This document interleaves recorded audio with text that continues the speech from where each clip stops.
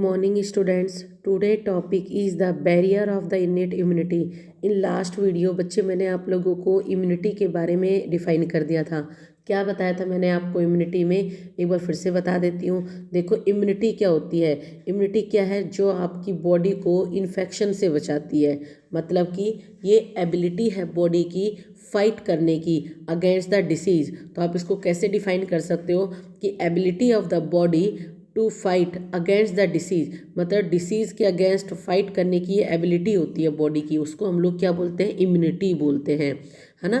इसको अगर दूसरी भाषा में डिफाइन करना चाहें तो हम लोग क्या बोल सकते हैं कि एबिलिटी होती है होस्ट की to protect itself from the pathogen. कोई भी लिख सकते हो आप इनमें से। फिर से बोल रही हूँ, ध्यान से सुनो।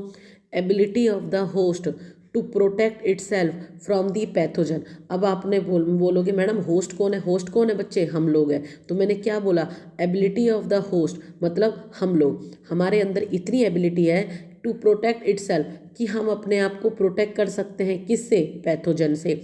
पैथोजन क्या होते हैं, पैथोजन क्या है, ये ऐसे ऑर्गेनिज्म होते हैं जो कि बच्चे क्या कर रहे होते हैं, बीमारी कोज कर रहे होते हैं। लाइक जैसे कि बैक्टीरिया हो गया, ये बीमारी कोज करता है। वायरसेस हो गए, ठीक है, प्रोटोजोअन्स हो गए, ये क्या है, ये सब पैथोजन्स होते हैं, ठीक है, जो कि बीमारी कोज कर रहे होते हैं। इतनी बात क्लियर हुई, इम्यूनिटी की डेफिनेशन ये सब क्लियर हुआ बच्चे आप लोगों को, ठीक है। तो अब आगे बढ़ते हैं। और मैंने आपको बता दिया था इम्यूनिटी दो तरीके की होती है। क्या थी, एक इन्नेट थी और एक एक्वायर्ड इम्यूनिटी थी। इन्नेट इम्यूनिटी के बारे में मैंने क्या बताया था, ये बाई बर्थ होती है। एक्वायर्ड क्या होती है, आप अपने लाइफ टाइम के एक्सपीरियंस से इसे गेन करते हैं, ठीक है। ये दोनों चीज़ बताई थी। आज हम लोग क्या करेंगे, देखो इन्नेट इम्यूनिटी मैंने क्या लिखा है, is innate immunity is the non specific type of defence that is present at the time of birth. यही मैंने बताया था कि जो इन्नेट इम्यूनिटी होती है वो नॉन स्पेसिफिक है। मतलब कि देखो मैंने इसको एक एग्जांपल के थ्रू बताया था। जैसे कि आप लोग बच्चे हो, है ना, जब आप पैदा हुए थे तो बाय बर्थ लेकर पैदा हुए हो इन्नेट इम्यूनिटी को। अब बच्चे हैं, बच्चे तो बचपन में कुछ भी बोल देते हैं, वो सही गलत का थोड़ा ना देखते हैं कि किसको सही लगेगा क्या गलत लगेगा, क्योंकि नादान होते हैं। दैट मीन्स वो नॉन स्पेसिफिक होते हैं। आज मैंने उनको डांट दिया तो वो कल तक याद नहीं रखेंगे कि मैंने मम्मी ने उनको क्यों मारा था, ठीक है, वो बहुत नादान है। That means no memory cell, है ना। यही सारी चीज़ें बताई थी आपको मैंने याद करने के ट्रिक से। एक बार वीडियो देखना बच्चे। आज हम लोग क्या करेंगे, बैरियर्स। तो इन्नेट इम्यूनिटी के क्या दिए हुए हैं, देखो 4 बैरियर्स दिए हुए हैं। 4 कौन कौन से हैं, एक फिजिकल बैरियर, एक फिजियोलॉजिकल बैरियर, एक cellular barrier and fourth one is the cytokine barrier. तो एक एक को आज हम लोग डिटेल में करते हैं, ठीक है। सबसे पहले बात आती है फिजिकल बैरियर की, ठीक है। सबसे पहले बात करते हैं हम किसकी, फिजिकल बैरियर की। तो अब आप एक बात बताओ, सबसे पहली बात फिजिकल बैरियर के बारे में। अब जितना बोल रही हूँ बच्चे बोलने पर ध्यान देना मेरे। फिजिकल बैरियर का मतलब क्या हो गया, ये क्या है, फर्स्ट लाइन ऑफ डिफेंस है। फर्स्ट लाइन ऑफ डिफेंस का मतलब क्या, देखो आप लोगों ने, मैंने आपको बोला इम्यूनिटी जो आपकी बॉडी को प्रोटेक्ट कर रही है। अब फिजिकल बैरियर, इसका मतलब ये वो बैरियर होंगे, आपको पता चलेंगे कि हाँ ये हमारे बैरियर जो दिख रहे हैं, ठीक है। तो जो सबसे पहले किसी भी पैथोजन की एंट्री को रोकते हैं आपकी बॉडी में, वो क्या चीज़ होती है बच्चे, स्किन होती है। क्या होती है, स्किन होती है। तो देखो आपकी स्किन क्या आपको नज़र नहीं आ रही, आपकी त्वचा आप लोगों को नज़र नहीं आ रही है ना। तो वही चीज़ वो बोल रहा है। तो फिजिकल बैरियर में क्या हो गया, सबसे पहला point first line of defence. इसमें लिख लो तुरंत, जब मैं बोलती हूँ अपनी एनसीईआरटी में तुरंत यहीं कहीं लिख लो कि क्या बोला है मैम ने, फर्स्ट लाइन ऑफ डिफेंस है ये। फर्स्ट लाइन ऑफ डिफेंस का मतलब है सबसे पहला है जो, मतलब आपकी पूरी बॉडी में सबसे, तो ये आप क्या स्किन आपकी इम्यूनिटी हुई या नहीं हुई, ये बताओ। हुई ना इम्यूनिटी, क्योंकि ये आपको प्रोटेक्ट कर रही है। फर्स्ट लाइन ऑफ डिफेंस है ये आपकी। सबसे पहले ये लाइन लिखी है आपने, कैसे, क्योंकि देखो कोई भी पैथोजन आपकी बॉडी में एंटर करेगा तो वो कहाँ से करेगा, स्किन के थ्रू ही तो करेगा। तो आपकी जो स्किन है, आपकी जो स्किन है वो किस एपिथेलियम की बनी हुई है, आपको पहले ये भी पता होना चाहिए कि जो स्किन है वो आपकी किस एपिथेलियम, अगर मैं आपसे भी पूछ लूँ कि स्किन के ऐसे अंदर ऐसा क्या है जो प्रोटेक्शन का काम कर रही है, तो आपकी जो स्किन है वो किस एपिथेलियम की बनी हुई है, लिख लो अपनी एनसीईआरटी में यहीं की यहीं तो लिख लेना, स्ट्रेटिफाइड लिख लो एक बार। क्या बोला मैंने, यहीं पर लिखो आपकी जो स्किन है वो किसकी बनी हुई है, स्ट्रेटिफाइड कैरेटिनाइज, ठीक है, कैरेटिनाइज स्केमस एपिथीलियम, ठीक है, ये नीट का क्वेश्चन है बच्चे, स्केमस एपिथीलियम इसकी बनी हुई है, फटाफट नोट डाउन कर लो। तो मैंने क्या बताया आपको, फिजिकल बैरियर, बैरियर क्या होता है, रुकावट एक तरीके की, तो मैंने सबसे पहले बैरियर को बताया आपको physical barrier, first line of defence, जो सबसे पहले प्रोटेक्शन का काम कर रहा है आपको, है ना, सबसे पहले जो प्रोटेक्शन का काम कर रहा है, तो वो क्या होता है, स्किन। तो स्किन के अंदर ऐसा क्या है, तो आपकी जो स्किन है वो किसकी बनी हुई है, स्ट्रेटिफाइड कैरेटिनाइज स्केमस एपिथीलियम की, ठीक है। और ये जो लेयर होती है ये मल्टी लेयर होती है। अब आप देखो आपके अंदर स्किन के जितने भी ऑर्गन हैं, इस लेयर से तो प्रोटेक्शन का काम है एक तरीके से। देखो जैसे आपकी पूरी बॉडी को किसने कवर किया हुआ है, आपके कपड़ों ने, आपके तन को ढक के रखती है ना, उसी तरीके से हमारी बॉडी के ऑर्गन्स को कौन कवर करके रख रहा है, बिल्कुल हमारी स्किन। इसका मतलब क्या हुआ कि जो स्किन है वो लार्जेस्ट ऑर्गन है हमारी बॉडी का, और ये बैरियर का काम कर रहा होता है बाहर और इनर सराउंडिंग में, ठीक है, बाहर और इनर सराउंडिंग में किसका काम कर रहा होता है, ये बैरियर का काम कर रहा होता है। इतनी बात क्लियर हुई, नोट डाउन कर लो इसे फटाफट, ठीक है। चलो इसको मैं हटाती हूँ, तो समझ में आ गया स्किन का। अब देखो ये हो गया। अब देखो दूसरी चीज़ मैं इसमें क्या बता रही हूँ बच्चे, दूसरी चीज़ है जो बैरियर का काम है वो कौन कर रहा होता है, जैसे कि आपका जो डाइजेस्टिव सिस्टम है, सुनो जरा ध्यान से, आपका जो डाइजेस्टिव सिस्टम होता है, डाइजेस्टिव सिस्टम में कौन सी सेल्स प्रेजेंट होती हैं आपकी, ध्यान से सुनो, हमारा जो डाइजेस्टिव सिस्टम है उसमें कौन सी सेल्स प्रेजेंट होती हैं, गोबलेट सेल्स, कौन सी सेल, गोबलेट सेल प्रेजेंट होती है। और गोबलेट सेल क्या चीज़ को सिक्रीट करती है, म्यूकस को सिक्रीट करती है। किसको सिक्रीट करती है, म्यूकस को। अब मान लो अगर कोई बैक्टीरिया अब आपके अंदर एंटर कर रहा है, माउथ से मानो एंटर कर गया, तो क्या होता है, वो क्या होता है, वो अब मान के चलो कि मानो यहाँ पर आपकी गोबलेट सेल ने रिलीज कर दिया म्यूकस, तो जैसे बैक्टीरिया आएगा ये म्यूकस में यहाँ पे ट्रैप हो जाएगा, हो गया ना ट्रैप यहीं पर।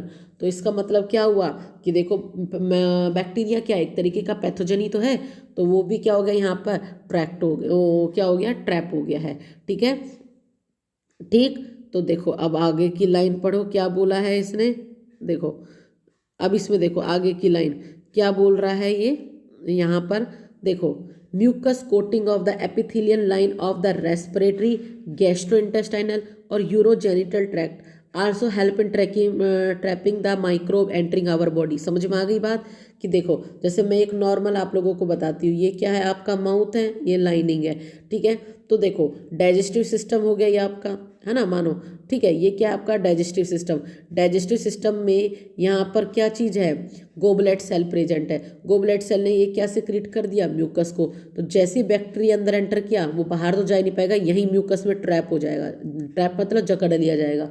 तो इस तरीके से प्रोटेक्ट किया ना म्यूकस ने, भी म्यूकस की जहाँ जहाँ, अब म्यूकस कहाँ कहाँ प्रेजेंट है आपके, तो देखो रेस्पिरेटरी ट्रैक्ट में, है ना, ट्रैकिया में आपके प्रेजेंट है, गैस्ट्रोइंटेस्टाइनल मतलब आपके डाइजेस्टिव सिस्टम में है, यूरोजेनिटल ट्रैक्ट, तो ये जहाँ भी एंट्री कर रहा है ना, तो वहाँ पे ट्रैप कर लिया जा रहा है, ठीक है। तो याद रखना म्यूकस को सिक्रीट करने वाली सेल कौन सी है, गोबलेट सेल है, एक नंबर का क्वेश्चन, ठीक है। तो देखो ध्यान से कि म्यूकस को कौन सी सेल सिक्रीट करती है, गोबलेट सेल करती है। अच्छा अब मैं आपसे पूछ लूँ गोबलेट सेल कैसी होती है, यूनिसेलुलर होती है मल्टी सेलुलर, फटाफट नोट डाउन करो, यूनिसेलुलर होती है।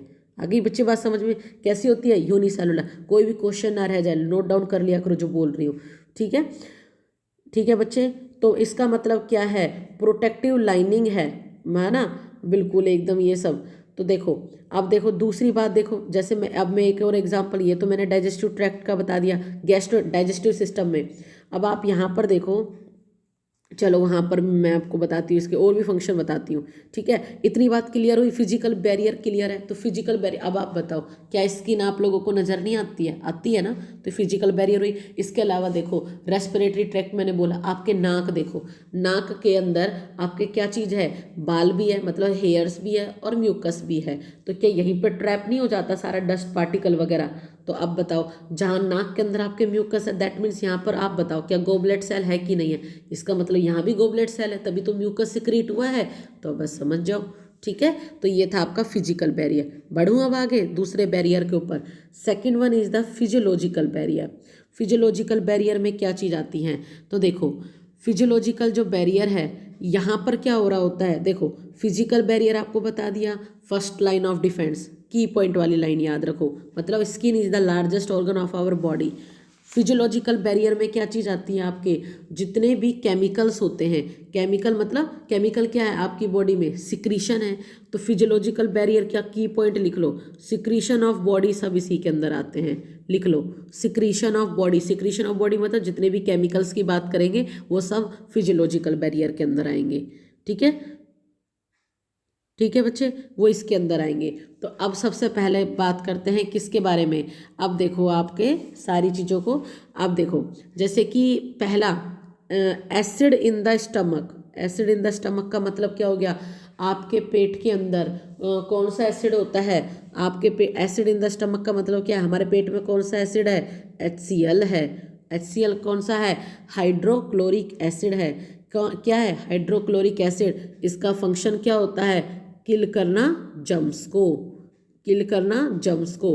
तो ये बात यहाँ से क्लियर हुई, ठीक है, तो ये चीज़ यहाँ से देखो, तो acid in the stomach, acid in the stomach कौन सा है आपका, HCl है। अब इसको समझो, देखो बच्चे चाहे आप लोग कितनी साफ सफाई से खाना खा लो, लेकिन फिर भी आपके आसपास की सराउंडिंग में बहुत सारे माइक्रो ऑर्गेनिज्म बैक्टीरिया वगैरह होते हैं, ठीक है। अब वो आपके खाने के साथ एंटर तो कर गए, तो आपकी बॉडी में अगर मानो ये सारी चीज़, जैसे एग्जांपल ले लो, मानो आप लोग मार्केट से मोमोज लेकर के आए हो, ठीक है, समोसे लेकर के आए हो, जलेबी लेकर के आए हो, तो बाहर आप मार्केट में गए हो, वो कितनी उसकी सेफ्टी रख लेंगे, थोड़ा बहुत डस्ट तो चिपकेगा ही ना उनके साथ।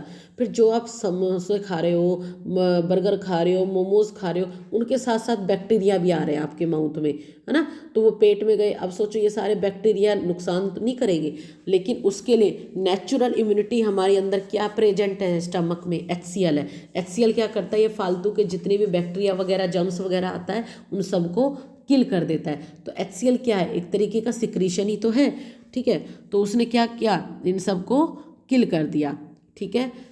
आगे बच्चे बात समझ में, क्या कर दिया है, किल कर दिया है, तो समझ में आ गया ये वो लाइन यहाँ पर, एसिड इन द स्टमक। चलो एक यहाँ पर इंपॉर्टेंट और एक चीज़ बता रही हूँ, लिख लो फटाफट अपनी NCERT में। और आपका जो एसिड है ना, इसका pH, अब आप कहोगे मैडम HCl तो स्ट्रॉन्ग एसिड है, इतना स्ट्रॉन्ग एसिड देख लो आपके पेट के अंदर प्रेजेंट है, ठीक है। गैस्ट्रिक जो लाइनिंग है स्टमक की, गैस्ट्रिक ग्लैंड है जो, वहाँ से 3 चीज़ सिक्रीट होती है, HCl, म्यूकस, और क्या होता है आपका यहाँ पर पेप्सिन होता है, ठीक है, मिलकर काम करते हैं। तो जो HCl है वो, उसका pH कितना होता है यहाँ पर, वो लिख लेना, मोस्ट इंपॉर्टेंट, ठीक है बच्चे, pH नोट डाउन कर लो, कितना होता है 1.8, किसका, HCl का, ठीक है, नोट डाउन कर लो इसको फटाफट। तो पहली चीज़ समझ में आई है। तो देखो फिजियोलॉजिकल बैरियर, मैंने क्या बोला, इसमें सारे सिक्रीशन आएंगे, तो एसिड इन द स्टमक आ गया।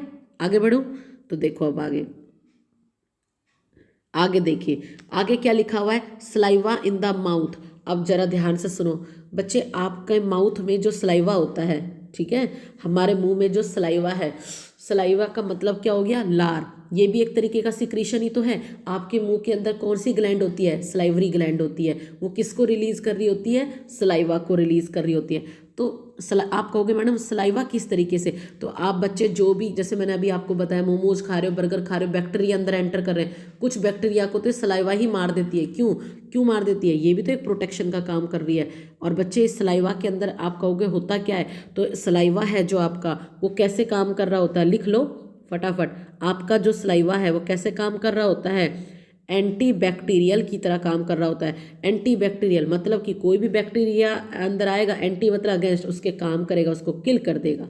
आगे बात समझ में, आपका जो सलाइवा है वो कैसे काम कर रहा होता है बच्चे, एंटी बैक्टीरियल की तरह काम कर रहा होता है। इतनी बात क्लियर है। फिर आप कहोगे मैडम हमारे सलाइवा में ऐसा क्या है जो उसके अंदर ये एक्टिविटी एंटी बैक्टीरियल की, तो आपका बच्चे जो सलाइवा होता है ना, उसके अंदर एक एंजाइम होता है, वो एंजाइम का नाम होता है लाइसोजाइम, जो कि सलाइवा को ये एक्टिविटी प्रोवाइड करता है एंटी बैक्टीरियल की, ठीक है।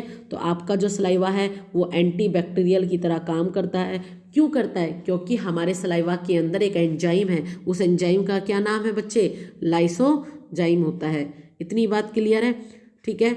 और देखो अब थोड़ा डिटेल में देखो इसको, देखो आपका जो सलाइवा है, लिख लो, यहीं के लिखा करो, ठीक है। अब मैंने बोला ये एंटी बैक्टीरियल है, सलाइवा के अंदर ऐसा था क्या, तो इसकी एक बार कंपोजिशन लिख लो क्या क्या होता है। ये नीट के पर्पज से बता रही हूँ, हाथों हाथ सुन लो। क्या बताया, एक तो मैंने लाइसोजाइम बताया, और क्या होता है इसके अंदर, सलाइवा के अंदर लिख लो, थायोसाइनेट होता है, लिख लो फटाफट, थायोसाइनेट होता है। एक होती है आपकी IgA एंटीबॉडी, मोस्ट इंपॉर्टेंट, ठीक है। तो आपके सलाइवा के अंदर क्या क्या होता है, 3 चीज होती है, कौन कौन सी होती है। एक होता है सलाइवा के अंदर थायोसाइनेट होता है, क्या बोला मैंने, आपके सलाइवा में क्या क्या होता है, थायोसाइनेट होता है, लाइसोजाइम होता है, IgA एंटीबॉडी होती है। ये 3 चीज मिला करके आपका जो सलाइवा है वो एंटी बैक्टीरियल इन नेचर होता है। समझ में आ गई बात, क्या होता है, एंटी बैक्टीरियल इन नेचर होता है, ठीक है। तो मान लो आपने कुछ भी चीज़ खाई तो आधा काम तो एंटी बैक्टीरियल, मतलब बैक्टीरिया की एंट्री तो माउथ में ही खत्म कर देता है। आ गया इतनी बात क्लियर। तो देखो, acid in the stomach, saliva in the mouth, दोनों क्लियर। अब आगे, tear from the eye all prevent the microbial growth. अब टीयर की बात कर लेते हैं। अब आते हैं आपके टीयर। टीयर क्या होते हैं, I hate tears, Pushpa dialogue है ना बच्चे। तो देखो, टीयर क्या है आपके, आंसू, है ना, आंसू हैं। अब आपके आंखों में जो आंसू होते हैं ये भी देखो बैरियर का काम कर रहे होते हैं। कैसे बैरियर का मतलब, आपको आपकी आंखों को प्रोटेक्ट करके रख रहे होते हैं ये आंसू, क्योंकि आंसू के अंदर भी बच्चे, मतलब टीयर्स के अंदर भी, है ना, इसकी भी कंपोजिशन लिख लो कि आपकी आंखों से जो आंसू निकल रहे होते हैं, जो आप बोलते हो कि पानी निकल रहा है, उसमें होता क्या है, उसमें भी लाइसोजाइम एंजाइम होता है। तो देखो, आपके सलाइवा के अंदर भी लाइसोजाइम एंजाइम है, आपकी आंखों के अंदर भी लाइसोजाइम एंजाइम है, आपकी आंखों के अंदर भी IgA एंटीबॉडी है, और आपकी सलाइवा के अंदर भी IgA एंटीबॉडी है। और क्या होता है इन आंसुओं में, वो लिख लो, मोस्ट इंपॉर्टेंट क्या चीज़ होती है, लिख लो, लैक्टोफेरिन्स होते हैं। क्या बोला मैंने, आपकी आंखों में और क्या होते हैं, मतलब आंसू की कंपोजिशन बता रही हूँ, क्या क्या होता है, लाइसोजाइम होते हैं, IgA एंटीबॉडी होती है, और क्या होते हैं, लैक्टोफेरिन्स होते हैं। ये तीनों चीज़ मिल करके आंसू बना रही होती हैं, और ये भी एंटी बैक्टीरियल इन नेचर होते हैं। इसका मतलब क्या है कि आपकी आंखें सबसे सेंसिटिव पार्ट है। आप देखो, आपने एक चीज़ देखी है, इसका एक बेस्ट एग्जांपल बताती हूँ। कभी देखा आप लोगों ने कि आप लोग मानो मतलब ड्राइविंग कर रहे हैं, ड्राइविंग इन द सेंस, मान लो आप लोग बाइक के ऊपर हो, है ना, आप अपने फादर के साथ, अपने भाई के साथ कभी भी घूमने गए हो बाइक के ऊपर।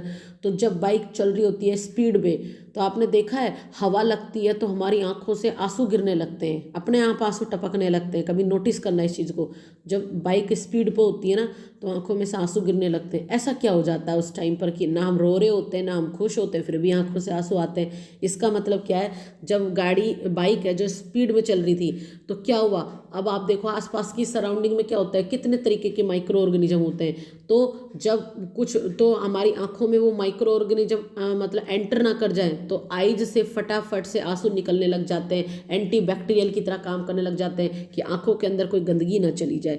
ये पता था अभी तक, ठीक है, क्योंकि एयर में भी जर्म्स होते हैं बच्चे, ये चीज़ याद रखोगे हमेशा।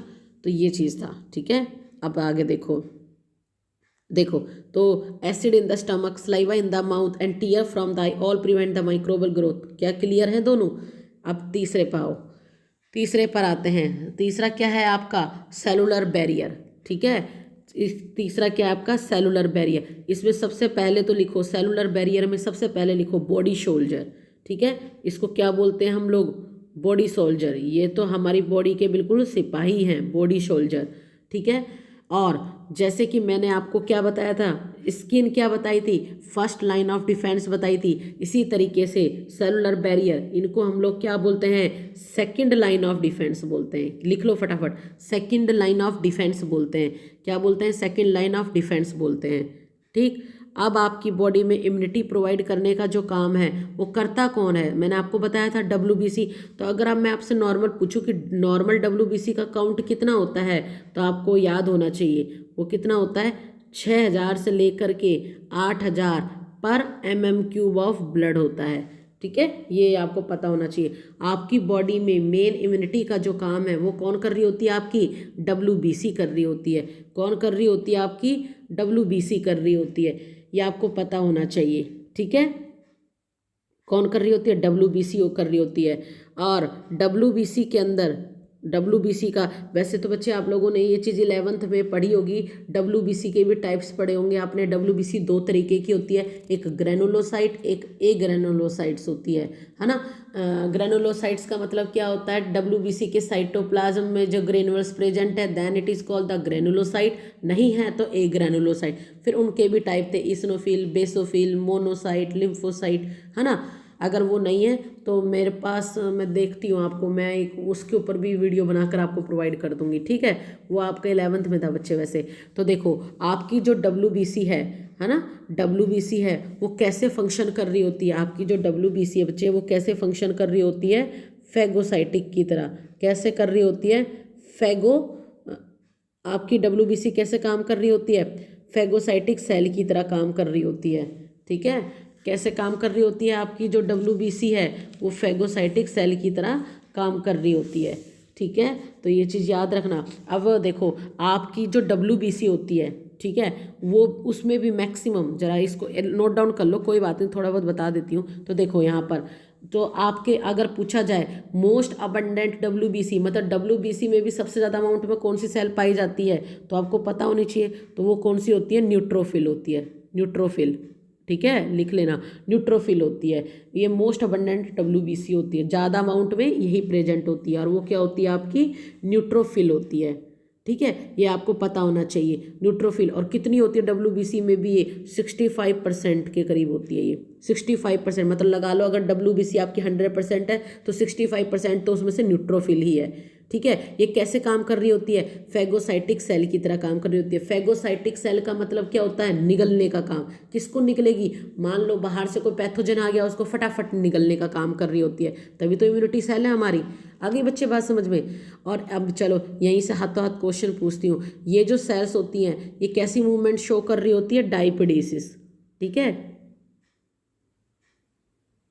डायपीडीसिस को शो कर रही होती है। डायपीडीसिस का मतलब क्या होता है, जैसे ही मान के चलो कोई पैथोजन एंटर कर गया, मानो कि एक पैथोजन है, ठीक है, ये एंटर कर गया आपकी बॉडी में, तो ये फटाफट क्या करती है, स्क्वीज आउट। ये क्या करती है, स्क्वीज आउट। स्क्वीज आउट का मतलब क्या होता है, फटाफट अपनी जगह से निकली न्यूट्रोफिल और आई, और फटाफट इसको क्या कर गई, निगल गई, खत्म कर दिया इसको। यही तो हमारी इम्यूनिटी काम कर रही होती है।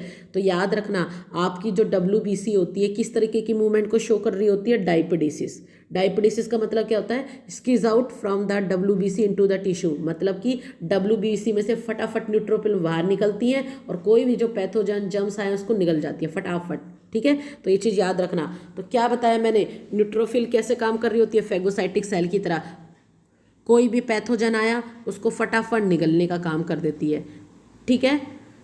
ठीक है बच्चे, इसके बाद क्या होता है, दूसरे तरीके की जो WBC होती है वो कौन सी होती है, मोनोसाइट होती है। तो मोनोसाइट भी यही काम कर रही होती है, फैगोसाइटिक एक्टिविटी। फैगोसाइट मतलब निगलने का काम कर रही होती है, बस इनका नंबर कम होता है बच्चे, ये बात याद रखना। और नंबर कितना होता है, 6 से 8% होता है ऑफ टोटल WBC।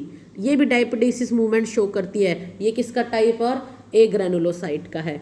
इतनी बात क्लियर हुई, इतनी बात क्लियर हुई। तो ये चीज़ याद रखना, ठीक है। ये सब बैक्टीरिया को निगलने का काम कर रहे होते हैं। तो अब देखो आगे क्या लिखा हुआ है, certain type of WBC of our body like. तो अभी मैंने जो आपको न्यूट्रोफिल बोला इसी के अंदर आते हैं, PMNL न्यूट्रोफिल। तो ये याद रखना, पोलीमॉर्फो न्यूक्लियर ल्यूकोसाइट, ठीक है बच्चे, ये चीज़ याद रखनी है आप लोगों को, ठीक।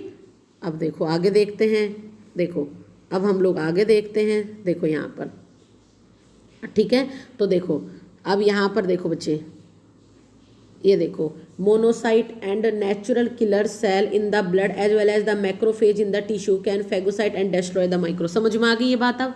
तो इसका मतलब क्या हो गया, आपके सेलुलर जो बैरियर है ना, ये बॉडी शोल्डर होते हैं, सेकेंड लाइन ऑफ डिफेंस होते हैं, और इनके सारे फंक्शंस वगैरह है जो मैंने आपको डिफाइन कर दिए हैं। यहाँ तो कोई भी दिक्कत है किसी को, चलो यहीं पर बच्चे एक देखो ये हो गया यहाँ पर। अब यहीं पर देखो एक थोड़ी सी चीज़ और देखो, यहाँ पर इसने एक और टर्म यूज करी है, अपना कोई भी पॉइंट छूटना नहीं चाहिए, देखो है ना, नेचुरल किलर सेल, मतलब कि NK सेल, है ना। नेचुरल किलर सेल का यहाँ पर इसने एक वर्ड यूज कर दिया है, natural killer cell. Natural killer cell क्या होती है, जो हमारी बॉडी के सेल, देखो ये भी अभी आगे कंसेप्ट आपका साइटोकाइनिन में आएगा, वहाँ बता दूंगी। तो देखो क्या है नेचुरल किलर सेल का मतलब, यहाँ पर क्या हुआ, देखो यहाँ वर्ड लिखा हुआ है नेचुरल किलर। मोनोसाइट बता दिया मैंने आपको, है ना, न्यूट्रोफिल बता दिया। नेचुरल किलर सेल क्या होती है, ये वो सेल्स होती हैं जो कि डिफ्रेंशिएट कर रही होती है। मान लो आपकी बॉडी, ये आपकी बॉडी है, इसमें ये कुछ सेल्स ये हैं, कुछ सेल्स ये हैं, ठीक है। तो इनमें से मानो ये आपकी नॉर्मल सेल है, ये इन्फेक्टेड सेल है।